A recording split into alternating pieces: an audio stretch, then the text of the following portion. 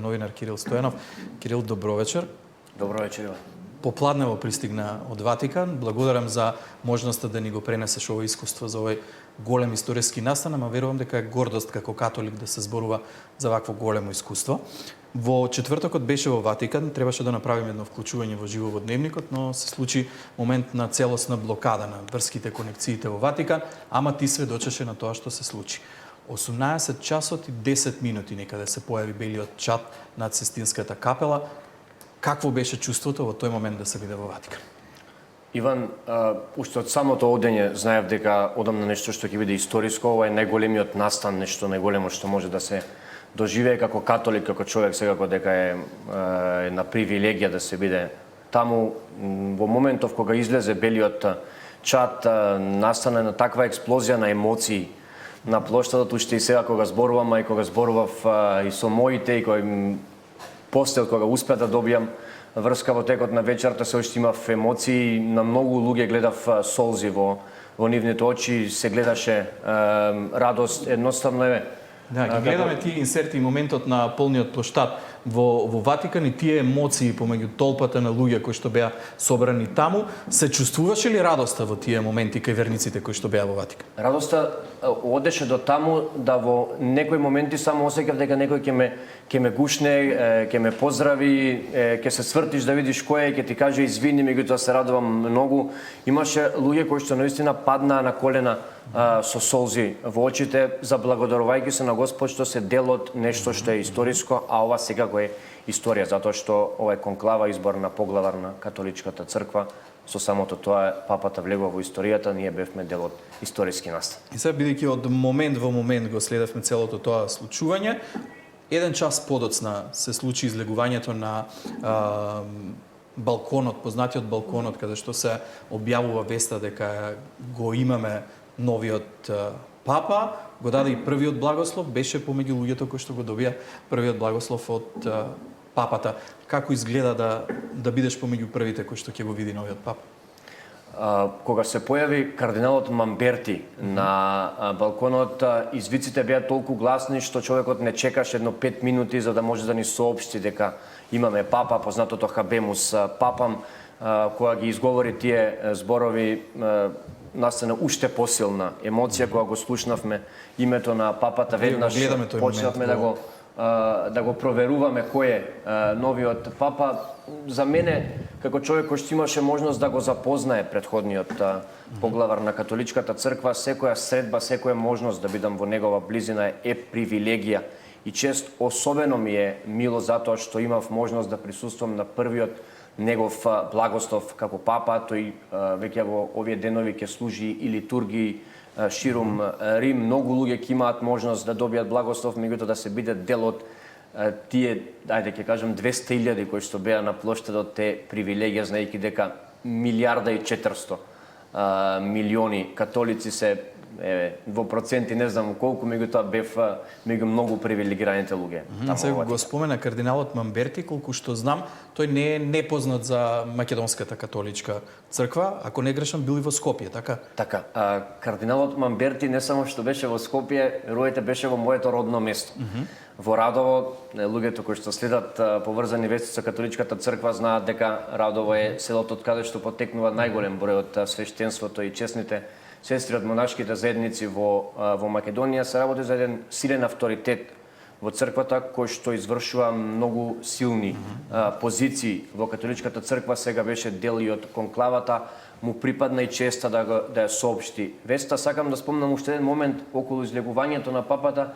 Таму на фотографијата во моментов не се гледа, меѓутоа на страната најдесно седи Винко кардинал Пулич, поранешниот митрополит на Сараевската митрополија, човек кој што беше и наш митрополит за Македонија, бидејќи тој е одговорен за црквата како кардинал, беше и папски намесник и првиот човек кој што служеше света литургија, света миса на плоштадот Македонија во Скопје во 2016 година за прогласувањето на светицата Мајка Тереза, така да и Македонија беше дел од најтесниот круг околу папата, тоест на самиот балкон каде што папата се обрати за прв пат. Многу важни информации кои што верувам дека јавноста не ги знала или немала можност да ги знае за целиот овој процес. Кирил, пред да одиме за очекувањата, значењата на новиот папа, морам да те прашам, сите ние сме радознали и ти ги знаеш деталите, како се стигнува до моментот некој да биде кардинал кој што ќе може да стане папа и дали воопшто има таков услов да некој биде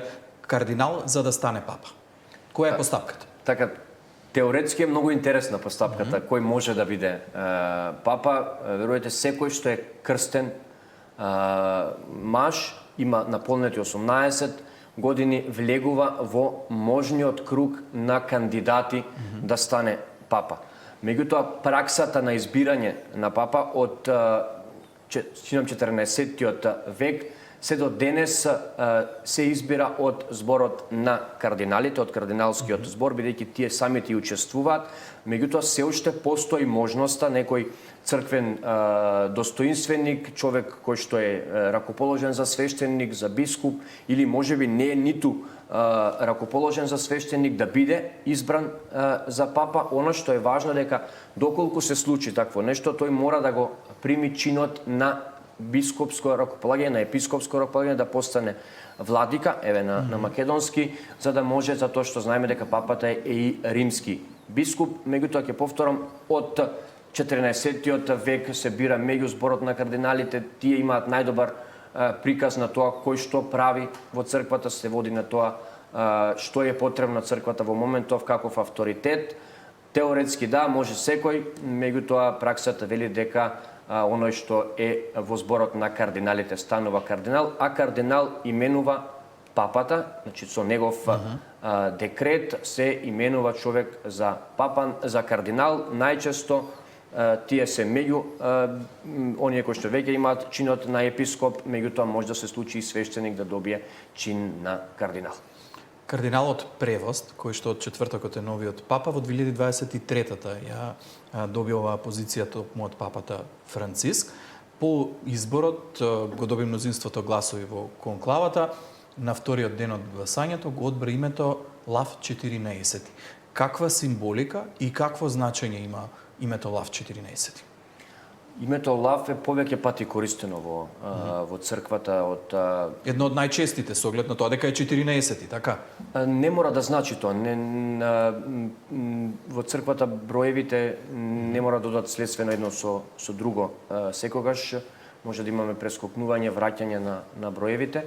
Меѓутоа тој доаѓа после некој што беше 13. Инаку во црквата имаше и папа кој што го носеше името Лав, големиот папа, човек кој што работеше да го заштити Рим.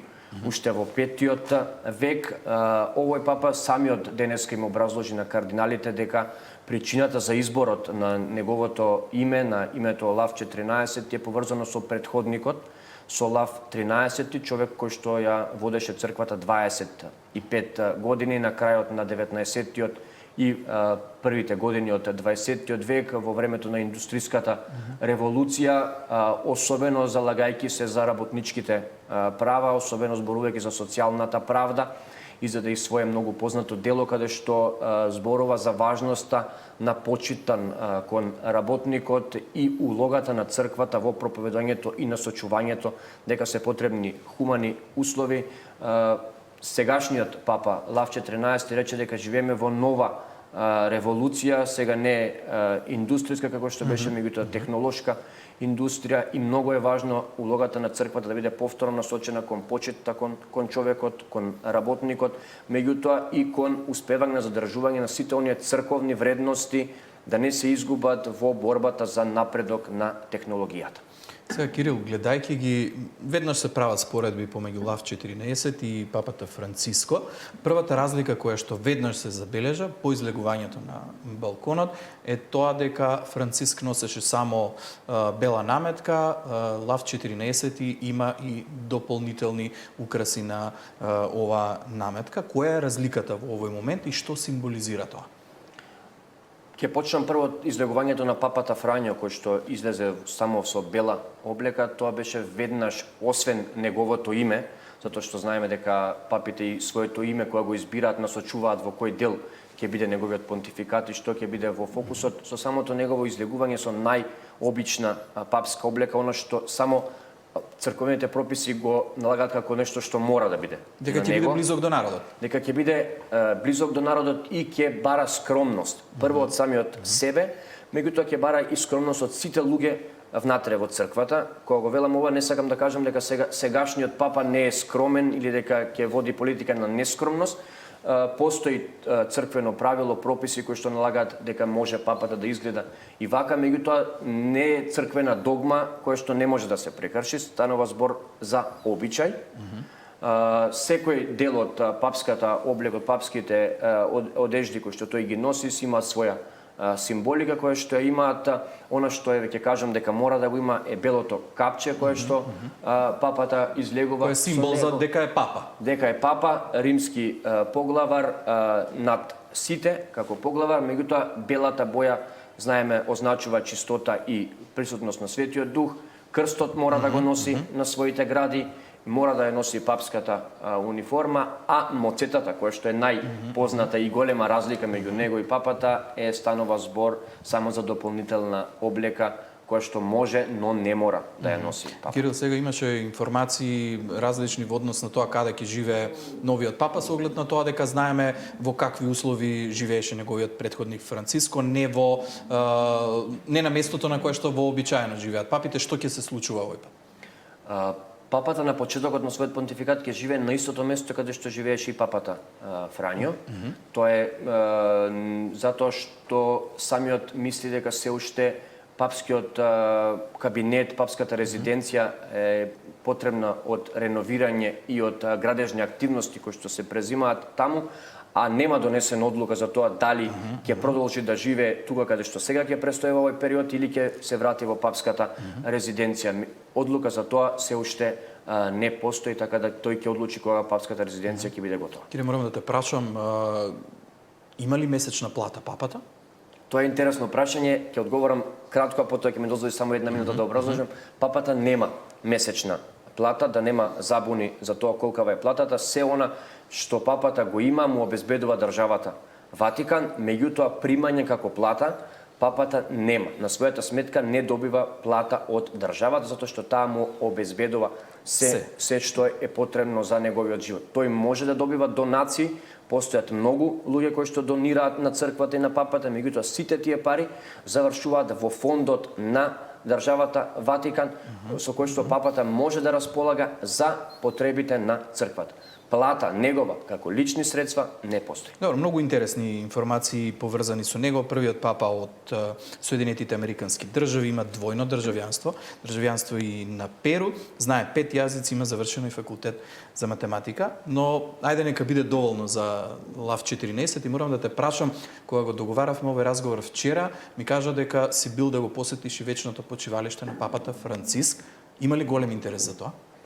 1 час и 15 минути чекав да влезам во базиликата Санта Марија Маџоре.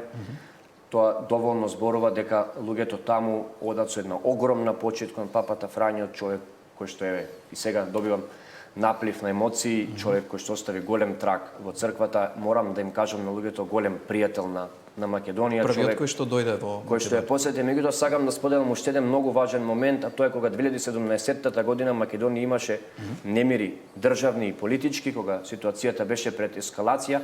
На плоштадот Свети Петар, на своето обраќање во недела, тој повика на молитва за Македонија. Тој беше голем пријател на нашата држава, голем пријател во многу добри односи со нашиот епископ монсенјор Киро Стојанов, со кој што има одлична соработка, така да.